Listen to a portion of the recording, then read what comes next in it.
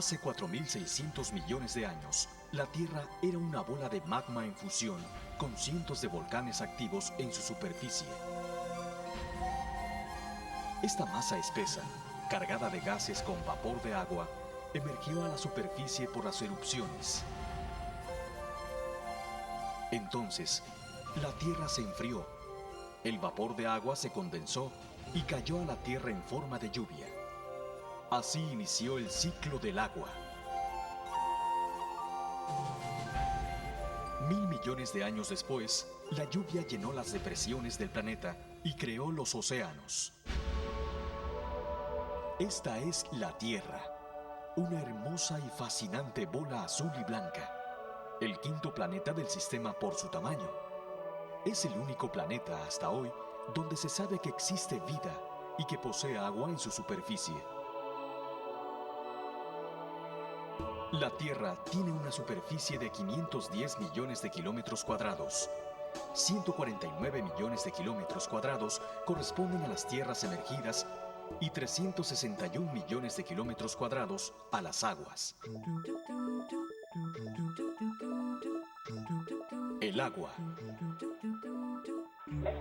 Recurso natural limitado.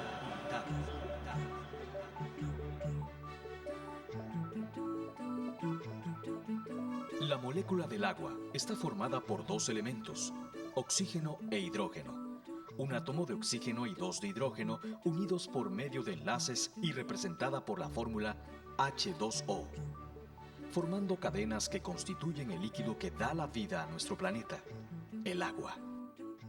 Esto fue demostrado por el científico francés Antoine Lavoisier y el inglés Henry Cavendish entre 1781 y 1783.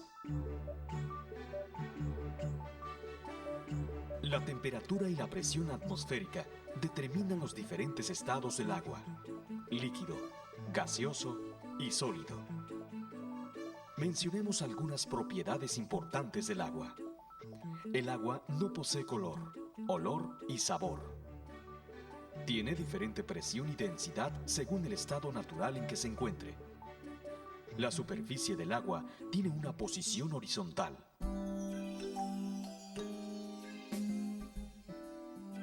El agua está en constante movimiento.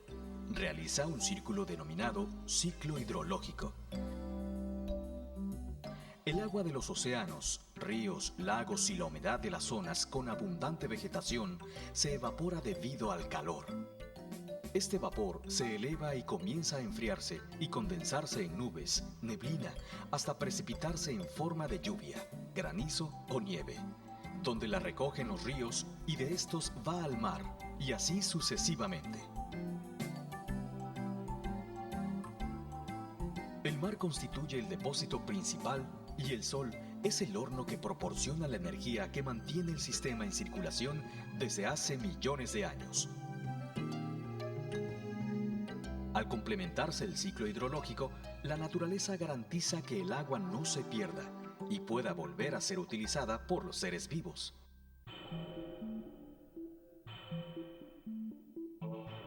La hidrosfera engloba la totalidad de las aguas del planeta.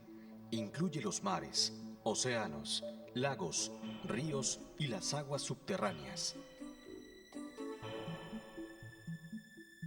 La Tierra, un planeta que debió llamarse agua. En la Tierra hay 1.400 millones de kilómetros cúbicos de agua, de los cuales el 71% está cubierta por agua oceánica. Solo el 3% de toda el agua del mundo es agua dulce. Unas 3/4 partes de esta agua se halla inaccesible, en forma de casquetes de hielo y glaciares.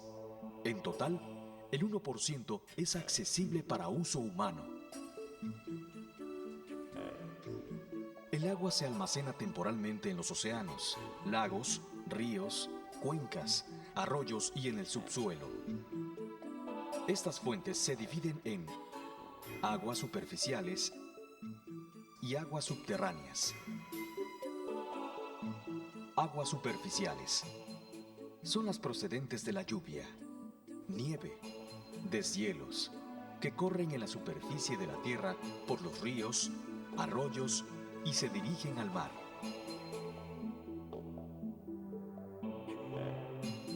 Aunque no lo veamos, en el suelo también hay agua. Estas son llamadas aguas subterráneas, y es el agua de lluvia que se infiltra en el suelo. En sí, es la que corre por los acuíferos. Los acuíferos son rocas porosas y permeables que almacenan y transmiten el agua. Las aguas subterráneas en movimiento se llaman aguas freáticas.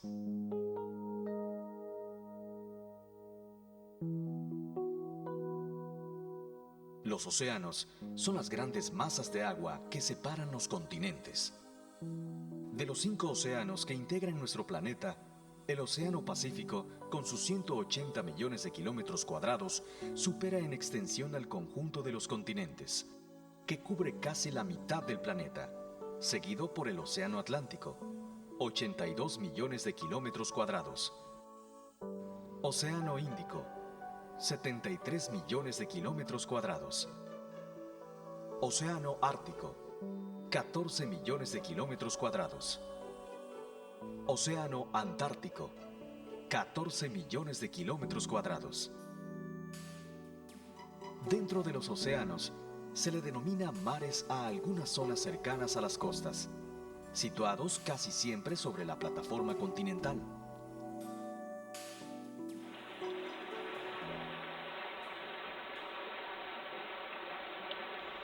Los ríos forman parte del ciclo hidrológico, ya que el agua de las montañas es retornada a los océanos, en su mayor parte por estos y también de manera subterránea. Los lagos son considerados como remansos o interrupciones en el sistema continuo de las aguas continentales. El agua es tan importante que sin ella no habría vida. Aproximadamente el 12% de las especies animales y el 41% de las especies conocidas de peces viven o dependen del agua dulce. Los bosques son grandes captadores de agua. Las raíces actúan como esponjas de la naturaleza. Los árboles liberan el agua lentamente, formando los arroyos y el caudal de los ríos. A su vez suministran el agua subterránea, reducen la erosión del suelo y liberan humedad en la atmósfera.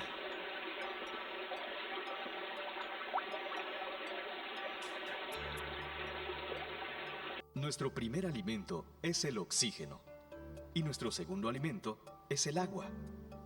El cuerpo humano es casi agua en su totalidad. El agua constituye el 80% del organismo.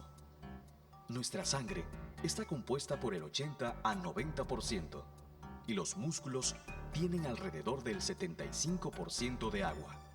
Por ejemplo, los pulmones necesitan estar húmedos para poder respirar. Si las lágrimas no humedecieran los ojos, se irritarían. Los alimentos son empapados por la saliva para poder ingerirlos. Necesitamos tomar como mínimo 3 litros de agua diario para mantenernos hidratados. Actualmente la población mundial es de casi 6.000 millones y está creciendo a razón de unos 80 millones por año. Según estimaciones de la FAO, aumentará en los próximos 35 años hasta alcanzar 8.500 millones de habitantes. Esta cifra requerirá un aumento en la demanda de agua dulce de aproximadamente 64.000 millones de metros cúbicos por año. Los hidrólogos consideran que en los países en desarrollo, un volumen de 50 litros de agua dulce por persona por día es el mínimo necesario para satisfacer sus necesidades básicas. Por ejemplo, en ciudades como Nueva York, el consumo medio por habitante es de 500 litros por día, contrariamente a Madagascar, con 5 litros, lo que se podría definir límite de supervivencia. Informes de la ONU sostienen que en el año 2025, la escasez de agua afectará a 48 naciones con unos 3.000 millones de habitantes. Países africanos como Sudán, Madagascar, Marruecos y Sudáfrica encararán las peores perspectivas. El aprovechamiento de los recursos hídricos para diversas actividades como la agricultura, la generación de energía, agua potable, industrias, entre otros, son los que ocasionan la presión sobre la disponibilidad y calidad del recurso. En el plano mundial, la agricultura representa un 69% de todas las extracciones anuales de agua, la industria un 23% y el uso doméstico un 8%. Los países en desarrollo dedican casi toda el agua disponible a la agricultura. Cuanto más alto es el nivel de desarrollo, más agua se utiliza para fines domésticos e industriales y menos para actividades agrícolas.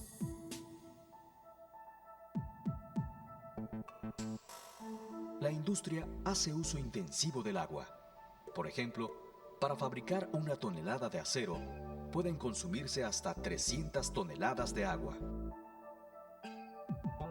Aproximadamente 70% del agua extraída para consumo humano se destina al riego de los cultivos. Por otra parte, menos de la mitad del agua extraída para el riego llega a esos cultivos. La FAO estima que se han dañado gravemente por la acumulación de sales en el suelo 30 millones de hectáreas de los 255 millones de hectáreas de riego del mundo. En este contexto, para México, la situación no es distinta a otros países igualmente en vías de desarrollo. La República Mexicana está rodeada por los océanos Pacífico y Atlántico. Cuenta con la segunda biodiversidad de especies marinas en el mundo y con 11.600 kilómetros de costas. Su mar territorial ocupa una superficie de 231.813 kilómetros cuadrados. Entre sus recursos hídricos sobresalen 29 presas, 44 importantes lagunas, más de 146 ríos, entre los que destacan por su caudal el Usumacinta, Papaloapan, Grijalba, Coatzacoalcos, Pánuco, Balsas, Lerma Santiago y Nazas Aguanaval. México consume 78 millones de kilómetros cúbicos de agua por año y de sus recursos hidrológicos destina el 76% de agua a la agricultura, 17% al abastecimiento doméstico, 5% a la industria y el 2% a sus diversos. Actualmente 12 millones de mexicanos carecen de agua potable y 24 millones del servicio de alcantarillado. El 64% de las tierras forestales y agropecuarias están dañadas por la erosión y 20 millones de hectáreas de suelos han perdido entre 40 y 60% de su capacidad para retener agua. En México se riegan aproximadamente 280.000 hectáreas con aguas negras sin tratar, convirtiéndolo en el país latinoamericano que más aguas residuales utiliza para el riego. Mediante el sistema de riego, se irrigan 5.400.000 hectáreas y mediante el sistema presurizado, 600.000 hectáreas. En el manejo de riego agrícola existen pérdidas por almacenamiento, por conducción y por aplicación ineficiente del almacenamiento. Por ejemplo, para producir 1 tonelada de trigo, se requieren 1.000 toneladas de agua. El riego por goteo es una alternativa viable para el ahorro de agua en las actividades agrícolas. Consiste en una red de tubos porosos o perforados, instalados generalmente en la superficie o bajo tierra, y llevan agua directamente a las zonas de las raíces de los cultivos.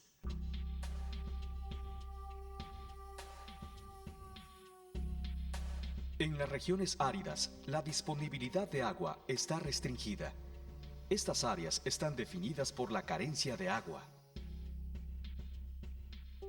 El uso excesivo y la contaminación de los recursos de agua dulce son fenómenos preocupantes que han provocado grave daño al medio ambiente y presentan riesgos crecientes a numerosas especies de la flora y la fauna en el país. El agua contaminada de uso doméstico y la falta de saneamiento también están incubando una tragedia sanitaria. En los países en desarrollo, el 90% de las aguas negras domésticas y el 75% de los desechos industriales se descargan en aguas de superficie sin ningún tratamiento. Aunque la agricultura sigue siendo la fuente más grande de contaminación del agua, los desechos de las industrias y las municipalidades han aumentado enormemente en los últimos decenios. Se estima que entre 200 y 400 productos químicos importantes contaminan los ríos del mundo.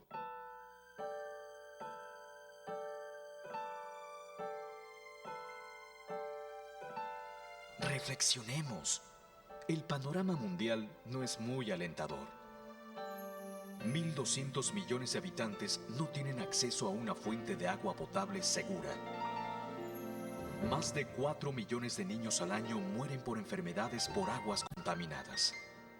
20% de las especies acuáticas de agua fresca están extintas o en peligro de desaparecer. 2.500 millones de personas están expuestas a enfermedades vinculadas con la contaminación del agua. La mala calidad del agua es culpable del 30% de las muertes en el tercer mundo. Para el año 2050, 2.000 millones de personas, o sea, el 20% de la población mundial, sufrirá escasez de agua. Se prevé que el agua dulce sea la causa de conflictos internacionales en los próximos años.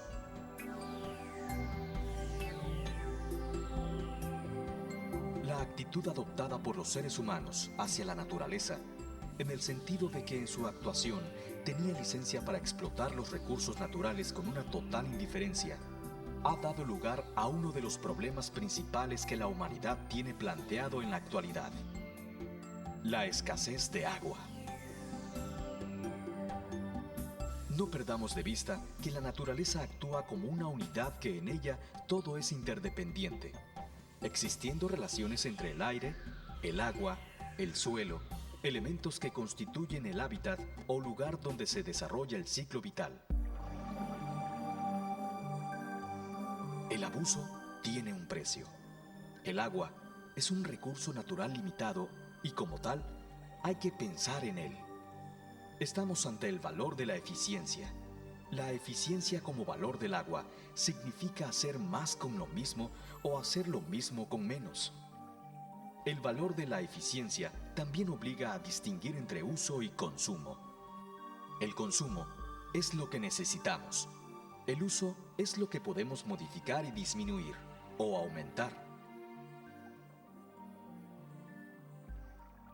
El tiempo apremia.